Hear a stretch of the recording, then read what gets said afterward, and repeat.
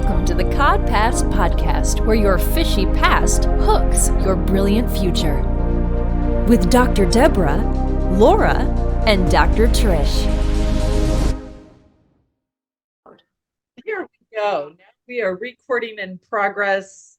Welcome everyone to our third in a row session with Tom Rowe.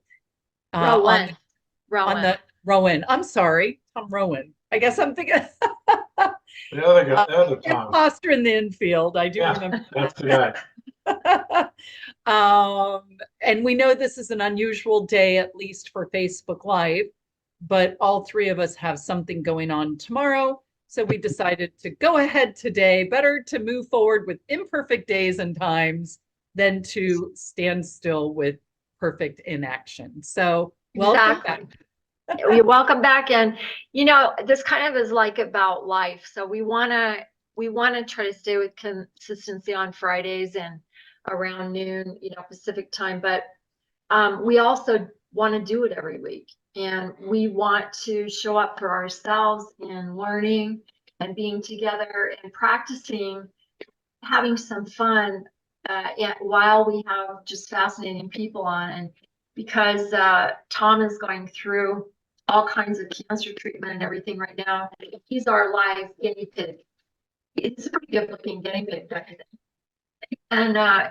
And so we get to kind of experience life in a different realm in real time through Tom. And Tom's just been gracious enough to let us kind of get inside of his doctors, his treatment, and all of that stuff, and ask him questions and hopefully inspire some other people to sort of live out loud, just be everything that you've ever dreamt of, because your dreams came from God. They didn't come from you. You weren't smart enough to dream them up. You had to have somebody dream them up, put them inside of you, and then give you the tools to achieve them. And so if we all just kind of live out loud and as authentically as we possibly can, and we live to be examples for others to follow, then it's just a lot more fun. And so who has jokes? I do. Okay. So, as you know, this is called the CodPast podcast, and it is hooking your fishy past to hook your brilliant future.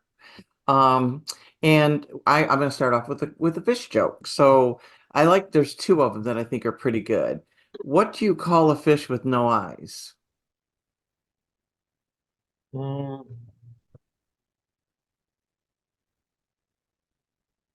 Blind cod. Visually impaired. Visually impaired. Impaired, yeah. What did one fish say to another? Keep your mouth shut and you won't get caught. Oh, that is real advice right there. That is some real for real. For people, for humans. Yeah, that's 100%. We should think about that. So keep your mouth shut and don't get caught. I mean, how many things? We could come out with a calendar of one thing a year, one thing a day for a whole year. We could probably come up with that. We could have our own calendar. A row advice calendar. And the three of us could be on every page. One way or the other, huh? Namaste. What was the one where those ladies, the older ladies, got undressed? I'm not doing that one. How about the Real Monty? They were selling calendars. That's it. Yeah, the Real Monty, but the ladies was the calendar girls. The calendar girls. Calendar girls, Mm-hmm. Yes. That won't be us, but we can give good advice. You never know what we might do, Laura. We change all the time. You're right. I would, even though I know we're supposed to self-love as we are, I would have to have some serious physical intervention before I felt comfortable doing something like that. Oh, that's right. Yeah, they just held two big cabbages in front of their hoo-ha's, I would need at least a watermelon. One watermelon times two? Is that what you're bragging about? I'm trying. Pretty much. Wow, Laura, you're braggy. I got on your jaguar earrings today. I wore them to yoga. Nice. I don't know if you know the story of those, Deborah, but they were given to me by Trish for the Bohemians, right? I'm pretty sure you got that at a concert. I can't remember the guy's name. And then there they went to you. And they survived the fire because of that. Wow. Well, we have another group that we're all still part of, and that's called the Bohemians. So it was from Bohemian Club outside of San Francisco that supposedly is a secret club of guys that's always ruled the world. And it's very secret. If you look up Bohemian Forest or Bohemian Woods. Grove. It's Bohemian Grove. Oh, Grove, right. It's it's hard to figure out who all is in it, but it's who's who around the world, and they have these club meetings, and we were talking about it probably with a glass of wine one night, and we were like, we want our own club, but we want them to have she's in it, and so we just came up with the name Bohemians. I love it. And started going on trips because we get invited to really, really, really cool trips. And I've always loved Jaguars. I have a thing for Jaguars. And I looked all over Costa Rica just to see a Jaguar, but they don't really like their pictures being taken. So anyway, so we named it the Bohemian Club, and a Jaguar is our, I don't know. What is mascot? it? Our mascot? Mascot, yeah. Mascot's a good Oh, and one. I've got the earrings. And You're you've got never the getting them back. You are So never you're getting part of them the back. club. Wink, wink. Yeah, we have a bunch of club members that have never been on a trip with us, but it's their lives, you know.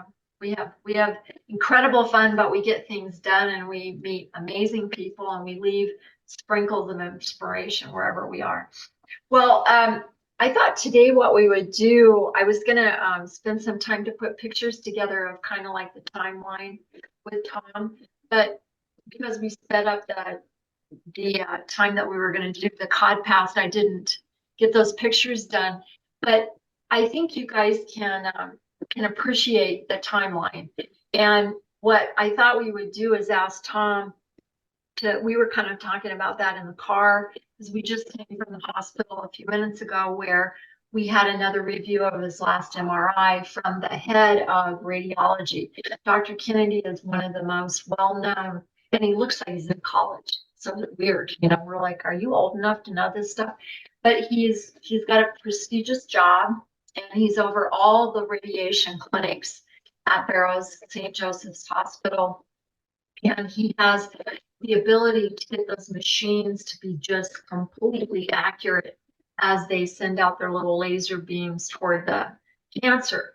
And we were in the waiting room today asking, do women who are pregnant, can they have radiation? You know, can they have chemotherapy and radiation? You know, the medical field tell you if you are in an accident or like you're about to hear from Tom, if something big happens, the light's right in your eyes, so you kind of look like you have light bulbs. But the amount, the things that the medical community can do when you're in an emergency are just amazing, amazing. And the breakthroughs continue every day. But we have been advocating for a dual way of looking at this. So let's do the most aggressive thing we can do to help Tom get on top of his life. And at the other end, at home, let's give him as many things as we can to beef up his frequency. Because at the end of the day, and I'm going to talk about that later on today about the frequency around you that you carry with you, the frequency of sound and color and all of that in your chakras that are making this energy field that you're just one big fat battery. Maybe you're not fat, but we're all just these huge amounts of electricity, and it's really interesting. But that field you carry with you all the time, and that field interacts with the things that are in your field, whether it's people or a rock or your phone or your computer. It's all interacting all the time. So does anybody have any questions? And then I'll kind of get Tom started talking. Okay, Trish, can you just make sure that your microphone's plugged in real good? You break up a little bit. Yeah, Breaking- we're not close enough to the There you computer, go. so, and Tom, you'll have. You're good. But, okay, so I thought what we do is go back to the hospital. What was the beginning of the hospital and sort of what happened that first day? And then how did he find out what was going to happen to him that week? Because I think that's interesting. And if people have just learned that they have cancer or something, maybe they can follow his timeline and kind of help them see that, you know, there's a way out, and cancer is not a sentence to death. Cancer is a big wake up call. And if you take it that way, it can be, it's like the CodPast. It could be the best thing that could ever happen to you, because all of a sudden you're going to just really look at your life in a different way. So with that, I think maybe we can just start with what happened, how you got to the hospital, and then how you found out that you truly did have glioblastoma, and then what they did that week, and then we'll go on from there. Well, that's what, it wasn't really, you didn't have a choice. Once you get talk, and then you're thinking, oh, wow, I can't talk. And then you go to the wrong hospital first, and then you go, oh gosh, now then they do the right hospital. And this was what, October I'm going to 6th? have to interrupt you guys. Tom, can you sit a little closer? Because it's just so, Just All right. scoot up. I think it's something with the microphone. Thank Yeah, you. me too. But, So you said you couldn't talk. That's what happened in the yeah, first. I just couldn't talk. And so they said, that this people said, well, it's probably a Stroke. stroke. And I don't know what even that is. And so it's really weird that, thinking it back, 4 months away from ago, it's weird to think, like, that day, it's kind of a blur when you go to when they take you into the wrong hospital first. Yeah, and they put you in ambulance, and then you go to the right hospital. You don't even know what they're doing. You're just free at somebody's mercy or something, and these people you might. And then it's kind of weird that when a guy, you have a new respect for Ambulance. and because people don't get out of the way. Like, hey, I have a thing going in my brain right now, and it's like, oh my gosh. Cars and everything else. They just, I love those guys. They just, you go in and out of traffic all the time, and people are like, oh, it's just whatever. Anyway. So when you get there, they don't really know what's going on right now either, and they're trying to get, who are you? You're not prepared for like an everyday thing. It's one step at a time, and they go, well, you have money, Do you have insurance? insurance, Do you have your Yeah, insurance card yeah. on you? yeah, right, yeah, with you. Oh yeah, I have it right here. I was just going to tell you, but no, yeah, you forget that all things. There's a lot of things that are important. It's more important to your life than going to the bank and some other stuff like that. We're telling them, like, oh yeah, no, I just give me the once over. I still got to go, mow the yard and go to the bank. And no, you're really not going to be home. And that's one of the things we were talking about. People are not taught to prepare for an emergency. Like, just put stuff in one place, or on your phone or your car, or like, we both have each other's phone numbers as emergencies. And so if you have a 911, the phone will dial the other person. But in that particular case, I didn't know where he was for 4 days. And so he wasn't prepared to go to the hospital or to see the doctor or anything. So it's really important for people to just sort of make a list or something, that list stays with them. Like, in case of an emergency, please do this, this, this. Here's my insurance. Here's my doctor. Here's my daughter. Just on one piece of paper, because can you imagine being the guys in the ambulance? Tom can't talk. He doesn't have any advocate. He doesn't have anything with him because he was so discombobulated. They took him to the wrong hospital. I don't even know how they figured out that he was at the wrong hospital. But by the grace of God, a lot of stuff we say by the grace of God, because it was like, I don't even know how so much of this happened other than God was just in the middle of it. And another thing, it was like, because you're not prepared for that, you know, when I got to St. Joe's, they said, "Oh, well, the guy that's supposed to operate on you, he's out of town for a couple of days." So, oh, okay, why don't I just sit around by the pool and wait till my surgeon comes up? I mean, can you get a margarita? I mean, is that crazy? And I'm like, well, can he step it up a little bit? I'm still in the hospital waiting for him. Or can he call somebody? Yeah, because you have a friend. Can he just call somebody? What? How they say, no, how they say, can you pull a friend? Yes, you can. But actually, what had happened behind the scenes, which again, by the grace of God, his normal family doctor had him do some MRIs, and the MRIs got to this particular doctor, and they had a feeling that it was glioblastoma. And this particular doctor, I guess, is known through the hospital network of Phoenix, that if it's possible that somebody has a glioblastoma type of brain tumor, you get a hold of this guy, because he is the #1 guy, and he wants to see if that's what it is, compare it to all the other things. And there's a lot of behind the scenes stuff that goes on with this that I didn't even know about.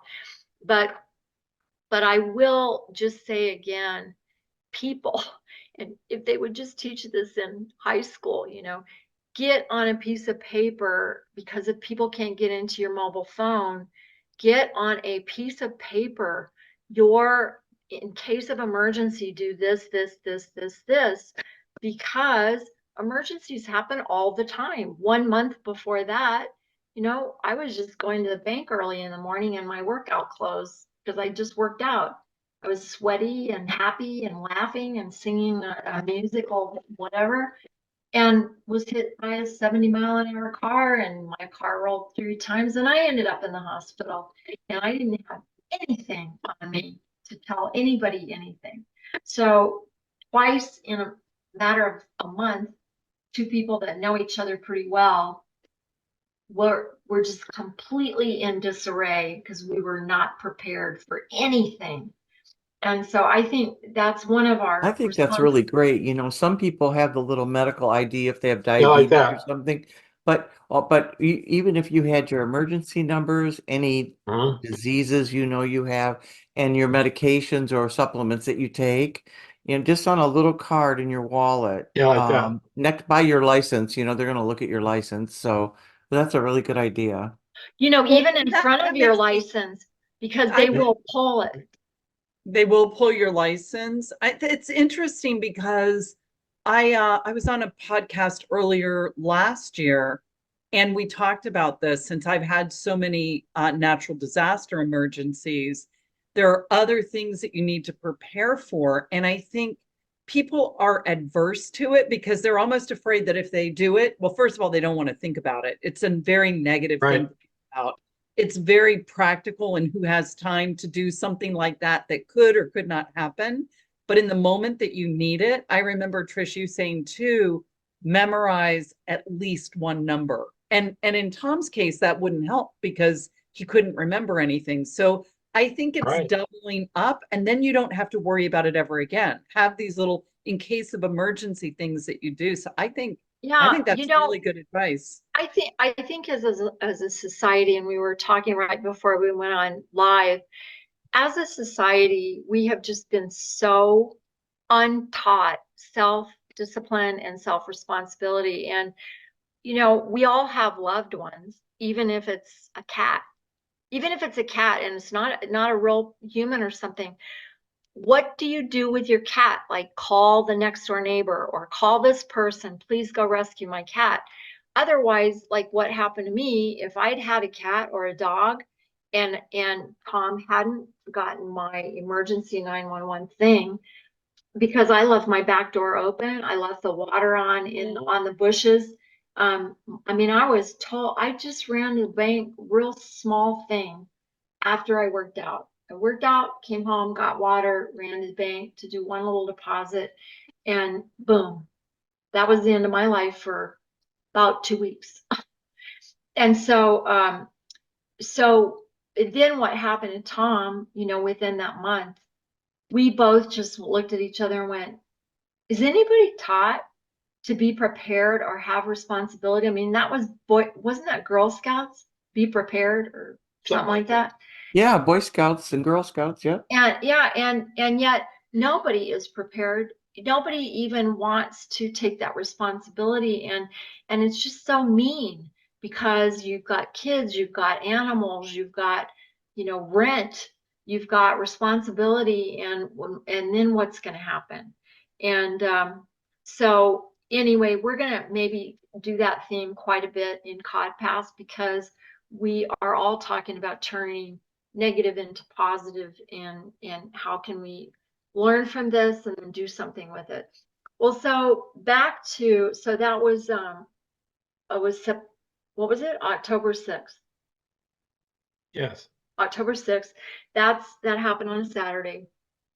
So, yeah. And then they basically sort of just put him on a bunch of drugs like you would for any kind of seizure, or if you had a stroke or something like that, because they knew by that time they had gotten a hold of those MRIs and they knew he had a tumor. And the doctor who wanted to do the surgery was coming back from wherever he was. Right. And they wanted to do a biopsy before they did the surgery, right, because they wanted to take some of those cancer cells out. This is fascinating, just like high school stuff. They wanted to extrapolate some of those cells, put them in a petri dish with an experimental bunch of chemicals, and see if the cancer cells started to reduce with that chemical, because the chemical was called a trial chemical, and they were wondering if it would have anything to do with glioblastoma cells. And so they isolated that for 3 days. Let's see, they did that on Tuesday, I think, morning. And then they scheduled the surgery for the tumor on Friday. Wow. And they had to schedule the doctor for 10 hours. So you can imagine if he had any other patients, he's got to figure out how to redo his schedule, because he's wiped out for a whole day. And so they told me, after I finally found out where he was and could get in there, they told me, he's really a good candidate, because these cells really responded to this chemical, and we would like to test it, but it's going to be a complete experiment. And it's very heavy duty, aggressive, what do you call it, protocol, Deborah, in healthcare? It's an aggressive protocol to try to go after this cancer. And so we both looked at each other and like, well, why not? Why not? If I was 20, I might think about it, but now, yeah. But let's say if you were 20 and they said, well, we want to experiment on this drug, it's very heavy duty. I mean, what if you were 20? I think you'd still do it. Well, I have to go to the bank first, like I said. I have to go get have lunch and stuff. But we have a lot of faith, and I think that's really important in life in general. if you have faith, then each time you go through an experience, you build more faith.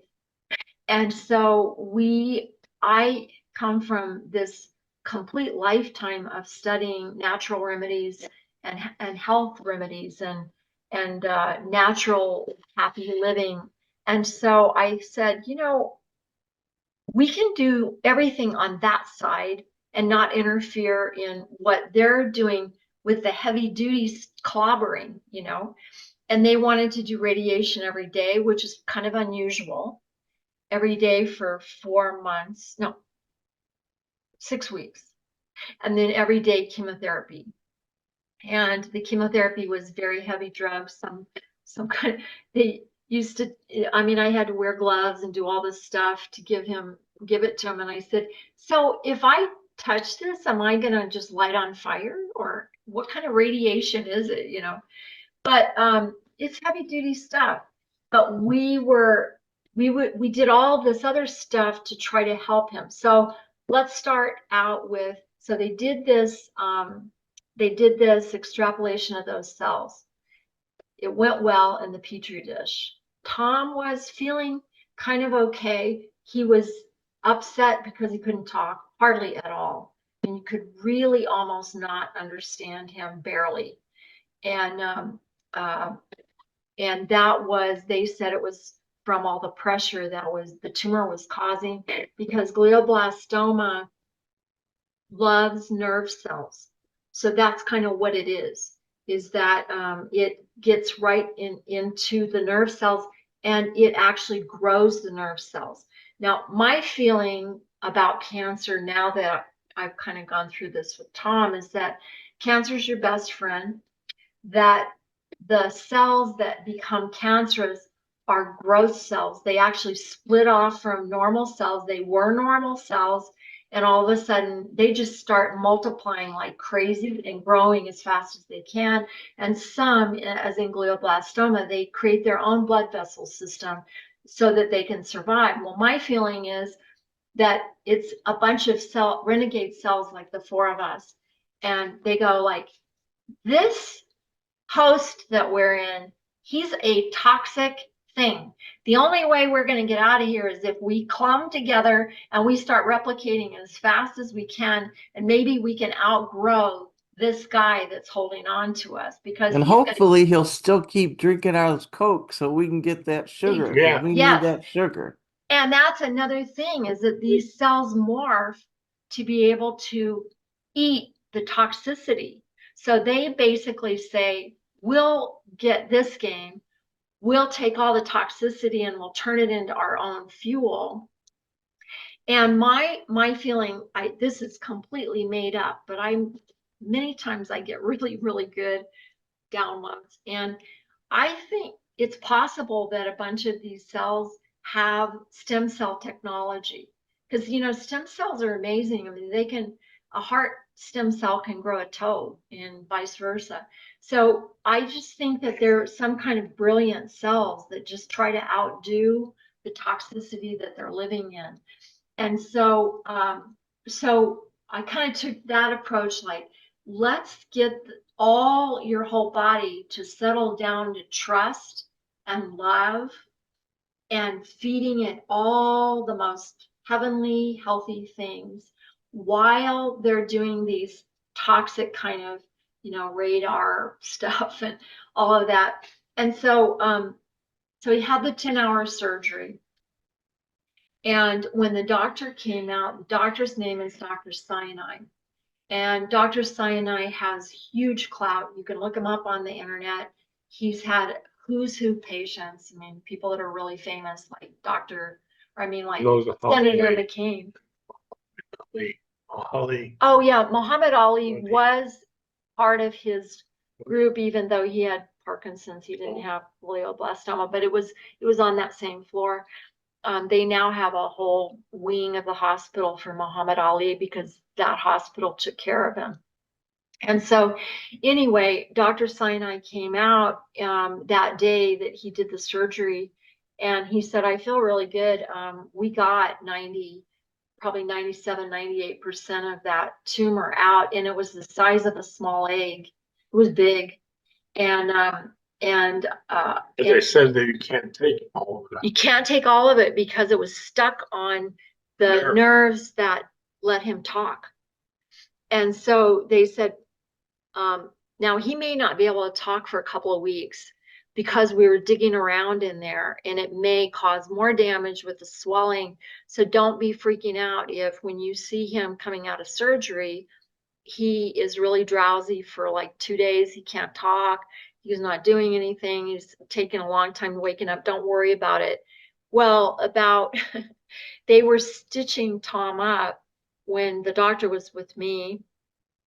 The doctor said a telling thing. I said, well, I would like to do as many health things on the outside as possible. I'm going to not get into your territory, and I'm not going to do anything that would disrupt what you're doing. But it's really important to me to try to get him as healthy as I possibly can, as fast as I can, if he wants to. And the doctor said, Trish, I had 3 hours of nutritional training in all the time I was in medical school. He said, I grew up in Iraq, and I just did really, really well in medical school, and then did really, really well in surgery. And he said, I'm pretty positive I'm the top surgeon for glioblastoma, for brains on the planet. But he said, I don't know how to heal anybody. And I just want one patient to hit it out of the ballpark. And I said, did you know he was a professional baseball player? And the doctor didn't know that. And I said, well, it only took one of one to hit the 4-minute mile. And now it's like, if you don't hit 4 minutes, you're some kind of slow runner. And I said, Tom could be that one that just focuses and decides, this is what I'm going to do. And during that week, Tom had already given up sugar. He just was like, I'm done. I'm not going to have a Coke again. I mean, listen to him talk about Cokes right now. Cool. Tell them about what you think about drinking Coke. I would love to have a Coke right now. Oh. No, I'm kidding. No, it's really weird once you get over it and you say that you're done with it. I don't care, And people still at the restaurants, they still go, oh, I thought they always say, do you want your usual Coke? And I went, no, I don't.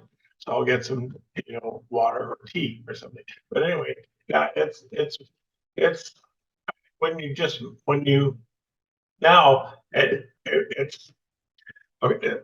it's really weird when Trish has spoken to a lot of the people in the staff in the rooms and things. He always tells them how much sugar is bad for you, right? So every time that she said that, she always says, now just imagine a petri dish. And here's sugar. And here comes along cancer. And it just, how do you say it? You say it goes like this. Well, if you take a petri dish, Okay. you take just a few cancer cells, and you put just a pinch of sugar in the petri dish. Within a couple of hours, the cancer cells grow over the sides of the petri dish. It's really gross. Right. And so you can see this stuff on YouTube. And so cancer has figured out how to survive this toxic world that it lives in the body, that has left the body alone for usually 10 or 20 years, because cancer doesn't grow overnight. Cancer takes some time to get ready, but it's because it has to wait for the body to be so knocked down in toxicity that then the cancer just turns and goes, well, if this is all we're going to have to eat, I guess we're going to figure out how to like it. And so the cancer then turns and starts eating up the toxicity. And the other cells are trying to survive and in this toxic mess, but they can't. The normal cells start dying off. And so thank you, Trish. That's so funny when she was in all the rooms and everything. She would get this Yes, the message she would, how do you say it? Would you like they would get I would get a message when she's with the peachy thing. Everyone has their own idea what that looks like. So when she would ask me, like, don't you want Coke or anything? I go, no, because every time you tell me that story about the tree thing, I can see it in my hair, in my brain, and I can go like, oh, no. So I'm like, I'm not doing that again. No, I'm not putting anything with sugar around me ever. Well, I'll tell you a book that freaked me out, and it's still to this day is one of my favorite books. It's not easy to find, but it's called Sugar Blues, and it's from the 1950s, I think. And a bunch of scientists looked at the sugar industry and what was happening to our food, and they wrote a very telling book on what sugar really is and what it does. And that was when I started, I'm not an anti-sugar freak. I mean, I like coffee ice cream like anybody else, and but I now know it's like what were you gonna say, Deborah? I said old coffee ice cream with Kahlua on it. We've had that. I've got the Kahlua right up here. But the thing is that it's like life. You sort of pick your poisons, right? God didn't make this world so that we couldn't experience anything. I don't think God could care less what you experience, because God is perfect. He takes you back perfect. And you're not gonna get out of here up to God and not be cleansed, And so I think you can do all kinds of crazy stuff. If you want to jump off of a waterfall, 900 feet down, go ahead and try it. I mean, people this life is to experience the adventure of it. And so I had some little Buddhist guys tell me one time, I was with them and they were eating hot dogs, drinking beer, and eating Frito pies. And I was like, are they allowed to do that? And so I'm talking to the translator. They were from Japan. And I said, are they allowed to eat? Like, I thought they were vegetarians. And he goes, oh, Trish, Buddhists are never supposed to put themselves above the people that they're with. And you know as well as I do, if you have the right attitude, you can drink poison and be okay. And so he said, you just have to be watching what you live for and how you live. But there's no reason why you can't do whatever you want to do sometimes. And I love that philosophy, because sometimes you meet vegetarians or you meet vegans or you meet yoga teachers, and they're so picky about everything. And I've been all of that, but I kind of like to live and let live. And so, yeah, I'm anti-sugar as a main diet. I think it causes so many different problems. So I have a quick question, just with that point that you just made. So afterwards, when they were saying, okay, you're going to go through this radiation, this chemotherapy, this is very serious, and all the things they talked to you about, did they say, and by the way, here's the diet you should be eating, here's the exercise you should be doing? Nothing. Just basically go do the drugs and the radiation and no, some of them said, we consider this palliative care, which means we really want these people, if they have cancer and they just want to live out their life doing whatever they've ever done, we think that's fine. I'm like, what? That sounds like a death sentence. I mean, really interesting, because with your comments, Trish, and what the Buddhists said, and you can even drink poison, and I think that takes a level of enlightenment that most people don't have. So we are not recommending you jump 900 feet or off of a waterfall or drink poison. But what you're saying is it's mind over matter. And it sounds to me, based on our last two conversations as well, that Tom has made up his mind. He wants to fight. He wants to live. And so he is willing to change his habits to not support the cancer in him. But the doctors don't even know what to tell him to do, because very few people have your mindset, Tom. They're just like, well, this is palliative. You're at the end, just go do what you want. Right. And so I think that's what you're bringing to the table, Tom. You're telling people, listen, if you want to live and you want to fight and you want to create the atmosphere.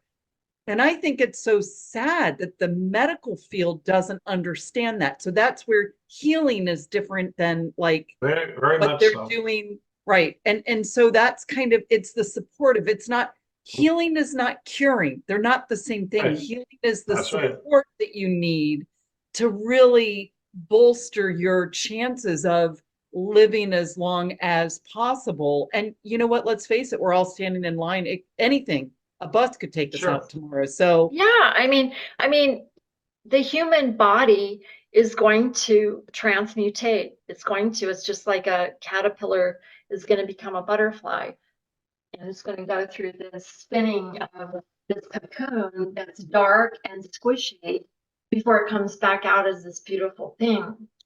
And so the human body is going to transmutate. It's just, that's how we are made. And we don't know if it's today or like Tom and I got into a big discussion about all the yogis that I know about that lived for, 150 years, 175 years, 200 years, that the Western culture says that's impossible, right? Well, I have been around these yogis in India that have shown me pictures of their teachers and they've got proof. But of course, here we say, no, they couldn't have had proof because in those days they didn't write records down right. They don't really know when that person was born. But I'm pretty sure that as rigorous as those religious rituals are in those countries, that the likelihood of them lying about somebody being 150, I don't believe it. I believe that in those traditions where they've been watching these people live, there's a reason that that's going on. And of course, God made us to replicate ourselves. So our cells are always turning over and they should be healthy except for what we know about aging. And so this to me now starts to cross over in the field that I really love. And that's we're spiritual beings. We are housed in a human form that gets to feel feelings. Sometimes they're great, sometimes they're not so great. We get to go through the human process. Might be sick, might, lose somebody we love, might be in a car accident or a boating accident. And we get to see the human spirit and how it starts to glide up, and survive, and these amazing feats of these athletes that are able to do this stuff. You want to say something? No. Before you got off the subject of where you said, you were talking to the doctor today about, what happens now with eating and frequency and how things, like doing more water and blah blah. But didn't you say too that some other doctors told you to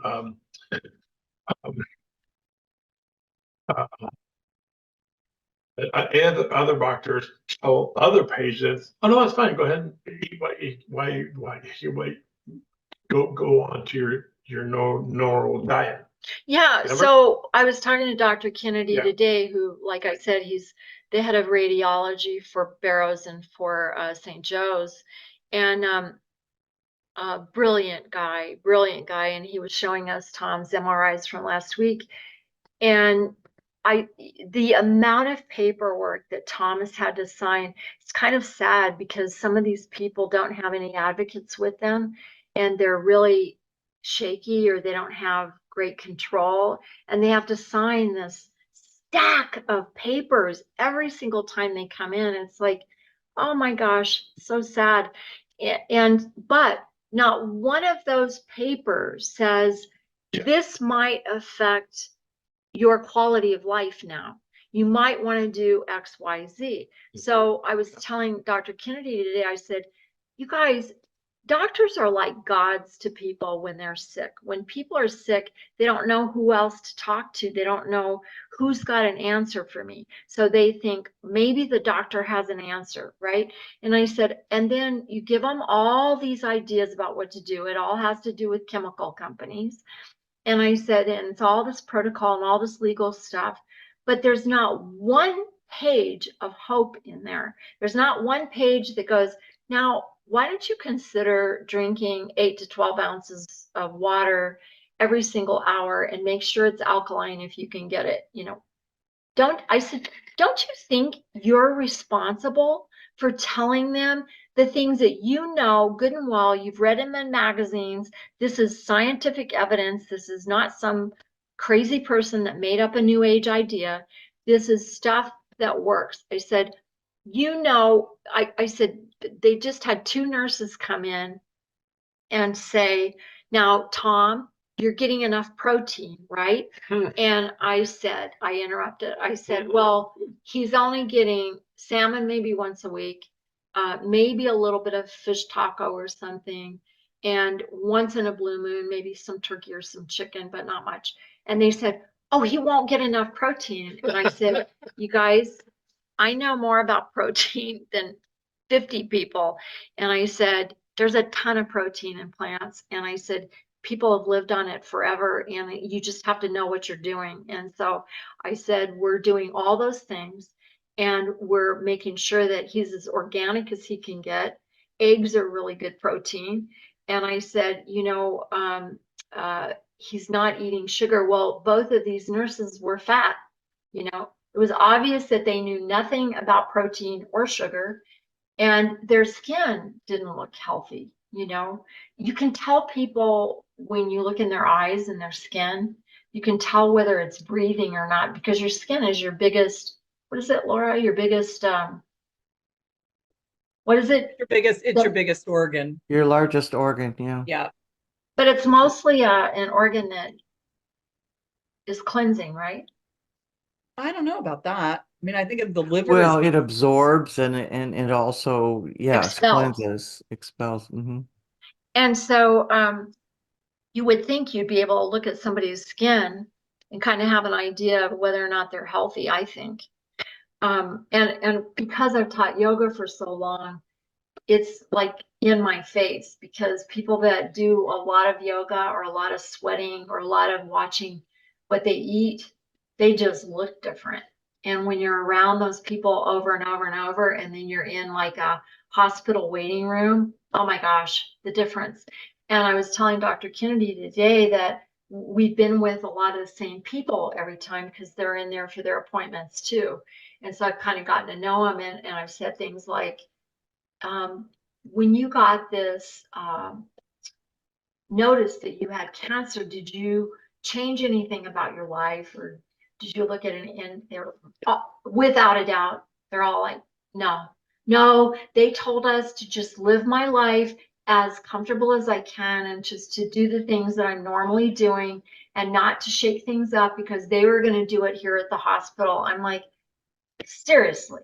And I mean, the people look out of shape and sad and, like a mess, like they've just sort of given up.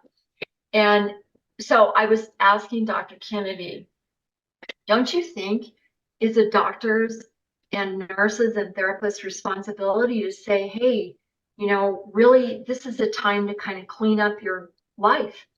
How much do you exercise? You need to get outside and exercise every single day. And sunlight.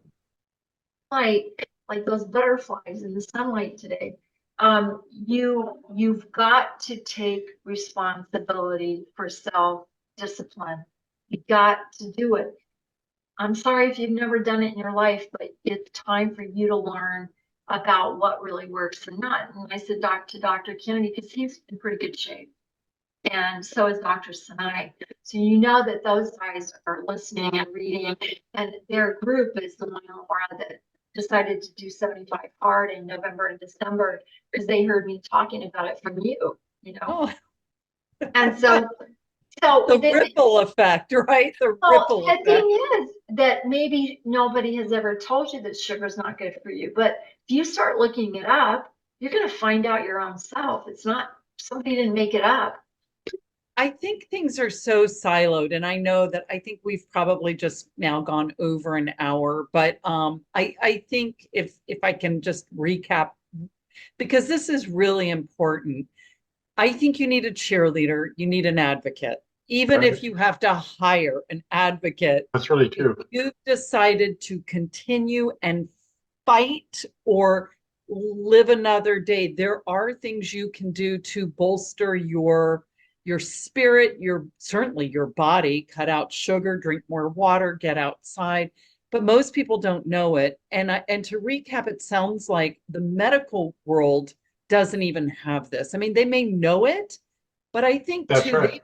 they've been beaten down too, because people come in and they're like, I don't want to do that. I don't, they're like, let's say they say, well, if you lost 30 pounds, you're not as likely to have a stroke, let's say, Right. especially as you get older. People don't want to do it. They want a pill. They don't want to do the work. And I think that's what we're saying is it does take work, but it's work that's worth it. It actually enhances your life once you get used to these things. It's not just some health nut person. It actually, I bet you feel better, Tom, without sugar. Right? Oh, heck yeah. Well, Yeah. let's get really What? close. Yeah, And yeah. tell them what you said about how you're sleeping and your attitude and things like that. Well, yeah, it all is together. I mean, I sleep great. I don't have any, um, like, sometimes I've had a couple, like, it's not, I'm trying to say, have, it's not, I just know I don't want to do something, it's not even, of course I like, snacks and all this stuff, but when you just get away from it, I'm telling you, that thing with Peachy Trish, I'm like, Trish. yeah, hey, Trish I the do dish. for a petri dish. Yeah. Trish the dish, petri dish. I love it. Anyway, that would be funny. Yeah, so yeah, it's once Your quality of life, you said, what? is he was telling somebody, I just feel more calm and more happy. And and you said it's diet, it's exercise, it's attitude, it's just you were telling somebody about driving and how you felt more compassionate Yeah. to somebody. It's just yeah. I think the people with the road rage thing that's going on, it's like you need to set it down and get down and figure your life out better, because it'll just keep, I mean, the cancer will find it. It'll find, it's like water. If you put water somewhere and you leave it under the sink, it's going to find you, and then you're going to get a big bill. Water is not your friend in that way. But so it's just weird how when you're like my whole body feels better, Looks sleeps better. better. Looks better. Yeah, the whole thing it's coming around to a nice, not nicer. How I can say it, a nicer, neither. I can have to slow down and just the whole high gets better. What I mean? It's not everything razzle. Just things are more orderly. I feel better about things being ordered, and it's fun to wake up and go, okay, now what's the action today? But that would make me angry or this, that, get this, and this. It's just it's have a better look, outlook on life. Yeah, yeah, You know? yeah. And Dr. Kennedy said, I said, I want to hear you agree with me. I'm going to grab at something, but I'm going to listen to you because you've got to agree with this. And I said, 70% of cancer is emotional. No matter what you eat, it's not going to fix it if you don't look at what's going on the inside of your head and your heart. And he goes, yeah. He said, if you don't get that right, I don't care what you eat, it's not going to change. And so, thank you. And he said, I'm willing, if you will write up the protocol that I can give to somebody on a piece of paper with my name on it, I will give it out. And so there we go. Awesome. Even Well, if, yeah, I think that's great. Even if it's the top 10, and then Right. also always have an emergency stuff ready. Yeah. And Yeah. yeah. I don't know if you guys ever have Delta with this, but I just wanted to make a note, like if you make a note for one of our hours. Well, next week is our last one. Oh, it is? Well, then 4 out of 4. We might extend you depending on your performance. So, but I wanted, because something you guys talked about earlier in when we were starting, it was about just remind me just to these couple words, and because I used to work into Vegas and Henderson with my other friend Tommy, and we taught fire prevention in everyone's house. And I won't get into it now, but just remind me to tell you the story about, because what you were saying earlier about you're not ready because you didn't know you were gonna hit in a car crash. You didn't know I was gonna fall down on my face and not talk. But there are things that you can't prevent some things, but you sure can be ready for that. So I want to just say Tom, me and the other Tom, because really there's some things and habits that we did that we threw out, like you are doing people. What we did to people, we'd go to do an hour class, something at their house or a restaurant, have all these people. We would say, this is what you can do or not do, but we suggest you do this. And we can go to each house if you want us to, or we can do it like we had like a seminar. But there are some things that can save your life and you don't even know it. And we just want you to take it and do with it what you want to, like your body, or don't. But we suggest that you do this so you don't get like your house won't set up on fire. Yeah.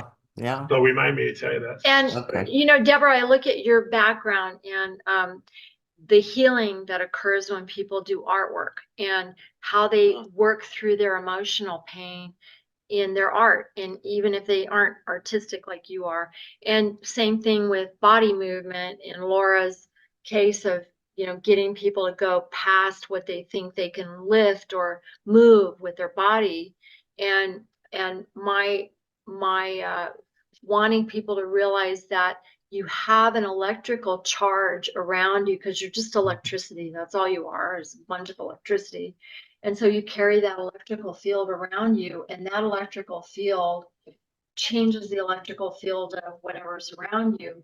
And that spiritualness that you are literally gets holes in it when you mistreat the physical body. This electrical body gets actual holes in it. And so, yeah, there's a lot of prevention that we can help people. Yeah, we could talk a lot about that next week for sure, we can. because that would be a good subject. Yeah, it I would be. agree. Yeah. I agree. All right, so we will wrap this up. I'm not sure when we're going live next week because I'll be out of town and I don't know if you guys know, but we'll figure it out. Okay. Then we'll go live, and then of course I'll go put this on on YouTube. So I put this up Okay. usually weekly, not right after we do it, but within a few days. And Okay. And our website is Yeah. getting kind of repaired, and our CodPast podcast.com is a place that they can always see it, but we've got a YouTube channel and we'll get it better and better, but hopefully this will help somebody out there. And so Yeah, some row advice for our audience. Well, I'm going to leave you with this row advice. Think about 1 to 3 things that you could do and maybe change to better your mind, body, spirit for the next time we're together. Okay. Think about it, because people, you know what you should be doing. So it's funny though, Deborah, because what I found is, that some people really don't know. They just don't know. maybe we'll They talk haven't about been- it next week. I So could we talk can about talk some about it, nutrition, and because so I could think, all of us could. some people think that, certain things about nutrition and water or whatever, and they're not necessarily right. And there are some universal truths that people that we can talk about for sure. So Yeah. thank you guys so much. Tom, thank you so much for sharing your Hey. story with us. Always fun. Always fun. Fighting the fight. We love watching you fight the fight and fighting the fight with you. And we love you. Yeah. And Thank you. You too. Thank you everybody guys. have a great week. Love all you guys out there in the territory. Yep. Mwah. Okay. Hi, love you guys. All right. Bye. Bye-bye.